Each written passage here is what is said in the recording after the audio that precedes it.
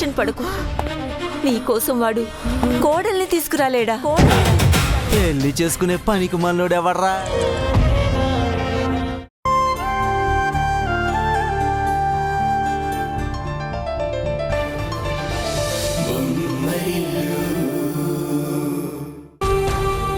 చూడండి ప్రభు గారు, కోర్టు తీర్పిస్తుండగా మీరు ఏదో మాట్లాడాలి అన్నారు.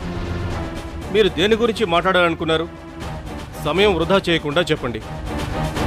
యువర్ ఆనర్, మురారి ఎవరు కొడుకనే నిజాన్ని బయటపెట్టే సాక్ష్యంగా మీ చేతిలో ఉన్న ఆ డిఎన్ఏ రిపోర్ట్స్ ఒక పవిత్రమైన కాగితం కాదు, అదొక కుట్రపూరితమైన పునాది.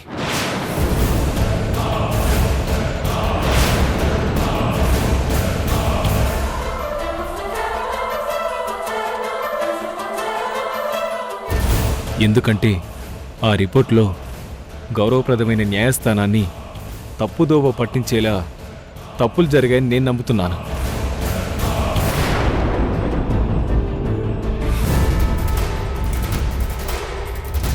అవును యువర్ ఆనర్, ఆ తప్పు చేసింది ఎవరో కాదు, ఏసీపీ తరుణ్ గారు.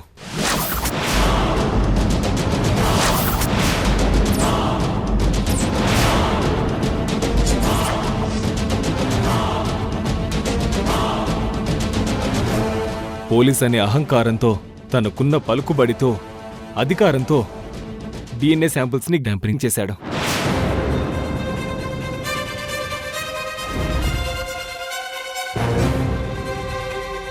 తన స్వార్థం కోసం ఒక బిడ్డ జీవితాన్ని కాదు, ఒక తల్లి మాతృత్వాన్ని కూడా దారుణంగా హత్య చేయాలని చూస్తున్నాడు.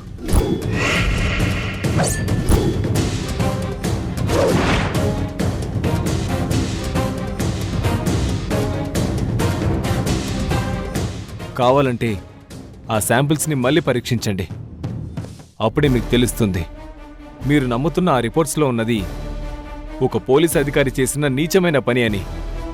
అబద్ధం యువర్ ఆనర్, అతను చెప్తుందంతా పూర్తిగా అబద్ధం. ప్రభు కావాలనే అలా మాట్లాడుతున్నాడు.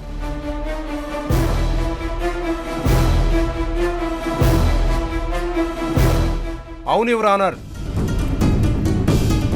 కేసు వాళ్ళ చేతి నుంచి జారిపోతుందని అర్థమయ్యాక విచారణను పక్కదారి పట్టించడానికి గౌరవనీయులైన ఒక పోలీస్ అధికారిని తప్పుగా చూపిస్తూ కోర్టు దృష్టిని మరల్చడానికి ప్రభు గారు చేస్తున్న అత్యంత నీచమైన ప్రయత్నం ఇది.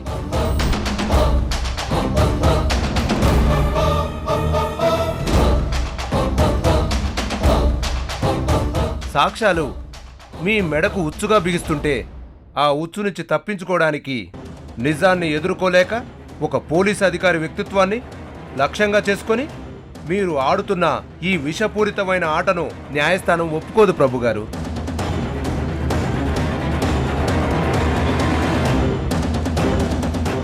యువర్ ఆనర్, అయినా డిఎన్ఏ రిపోర్ట్ తప్పు అని నిరూపించడానికి కనీసం ఆధారం కూడా చూపించలేని ఈ ప్రభు గారు తరుణ్ గారిపై చేస్తున్న ఈ నిరాధారమైన వ్యాఖ్యలు కోర్టు ధిక్కరణ కిందకు వస్తాయి. ప్రభు గారు, లాయర్ సాంబయ్య చేస్తున్న వాదనలో బలమైన పాయింట్ ఉంది.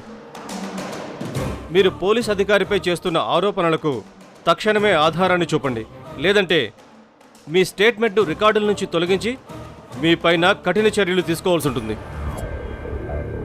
లేదు యువర్ ఆనర్, నా దగ్గర సాక్ష్యం ఉంది.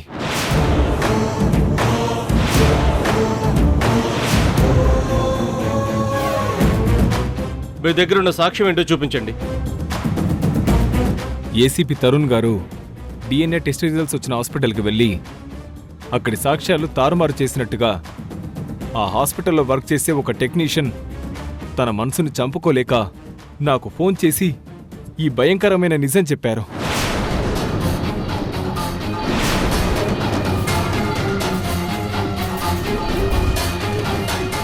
ఆ తర్వాత నేను ఎంత ప్రయత్నించినా అతను నా ఫోన్ లిఫ్ట్ చేయడం లేదు.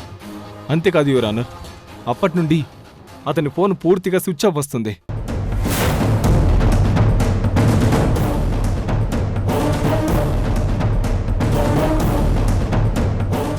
యువర్ ఆనర్, నాకు తెలిసి ఆ ఇన్ఫర్మేషన్ తెలిసిన వ్యక్తి గురించి తరుణ్ గారికి తెలుసు. అతను సాక్ష్యం చెప్పకుండా భయపెట్టేలా చేశాడేమోనని నా అనుమానం.